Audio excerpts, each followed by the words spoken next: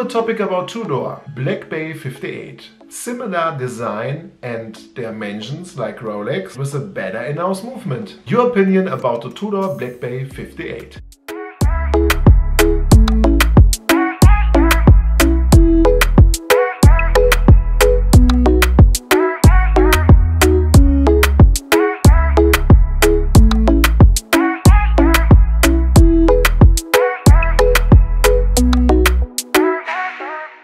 Hello and good afternoon everyone, Konstantin aka Mr. B back, and today we're going to talk about my opinion about the BB58. Let's go!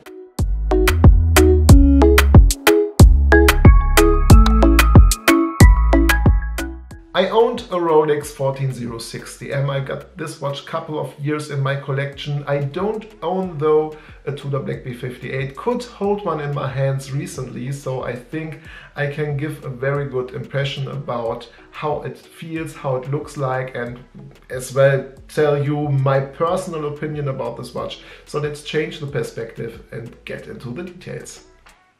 In terms of the technical specification, the Tudor offers actually a lot. Well, the 200 meter of water resistance could be a bit more, but still 200 meter is alright for a dive watch, and with its 39mm diameter and just 11.9mm height, the watch is alright, and I think it was very flat. Inside ticks the MT5402 with 70 hours of power reserve, 28,800 beats per hour, and we do have, of course, a COSC certified movement. What I like the most about the BB58 or the Tudor BB line overall is that Tudor is allowed to use design clues from the past. You do have a case without crown guards, which for me looks really great. You do have, of course, a very lean dial thanks to a missing date complication. The triangle on 12 o'clock is a little bit longer than the Rolex one, so you have here, of course, Tudor Submariner design clues. I do especially like the snowflake hands, the hour and second hand with a snowflake on the top. And what I like the most is actually the bracelet. The Tudor BB, the regular one and also the 58 do use this riveting look bracelet, and I think it really matches great with the overall design. So this is a big plus to me as well. The aluminum inlay in the bezel, which gives the watch the chance to fade, which is what I really do like. So if you purchase this watch now and check it out in about 10 years or 20 or 50 years, you have a watch which develops, which have a fading bezel, and this is what I do miss somehow a bit from the Rolex Submariner, because ceramic doesn't fade, the shiny dial as well might not fade as nice as the Tudor BB. Where light is, there is also shadow. So let's talk about what I dislike about the Tudor BB58. On the one hand, it's the 100% vintage trim, and I get it. There are a lot of guys who appreciate a vintage look of a watch, and this is where a lot of watch brands at the moment do deliver. Anyways, I would wish that Tudor for the 58 line as well would offer a watch which looks a bit more modern, like they do with a regular BB. The first pet peeve to me is the dial, because I don't like its rough structure. I do like more a shiny dial. The second thing is the vintage lume. Of course, it's a very, very light vintage lume, but still a regular bright white vintage lume, bright lume, I would prefer there. The same for the bezel, normal standard aluminium bezel, maybe in blue, maybe in regular black, without red triangle at 12 o'clock with a regular white lettering would be far more nice to me than the current BB is. But this is just nitpicking, this is splitting hairs from my side. I know this is about personal taste.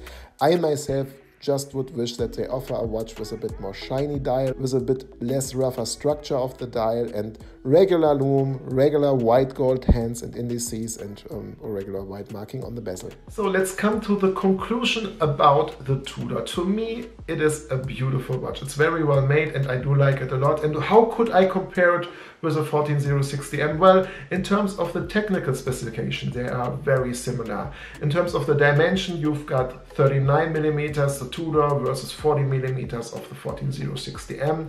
The height of the Tudor is 11.9mm meters. The height of the Rolex, or the thickness of the Rolex, 12.5, so maybe it's a little bit thicker due to the higher water resistance. Rolex 300 meter, Tudor just 200 meters.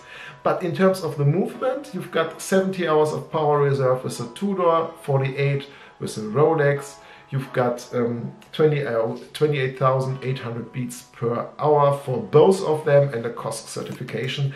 It is a great watch, and I have to say the Tudor was much sturdier on the wrist than the 14060M does. And if Tudor decide to come out finally also with a regular 58, so without vintage loom, without, how to say, rose gold hands and indices, with a regular bezel without red triangle and this yellowish letters, then it would definitely be the better 14060M. Better in-house movement with higher, not better, but more modern in-house movement, very high accuracy, very sturdy feel on the wrist, but still it's a compact, it's a small, comfortable watch. It does have this vintage charm also the 14060M has. So it would be a very tough and very interesting watch for everyone who's on the market for a current modern model which doesn't break the bank. In comparison, when you compare the prices, a very good 14060M is still far more expensive than the Tudor 58. So to me it is a perfect alternative and a really interesting piece to go for. Alright guys, this concludes today's video about the Tudor Black Bay 58. I hope you did enjoy it, and if you do actually own a Black Bay 58, please share your experience in the comment section below with me and the community. I wish all of you guys now a very happy Sunday afternoon, a good start into the new week. Look forward to see you in the next one. Stay goodbye and auf Wiedersehen. Euer Konstantin. Ciao guys.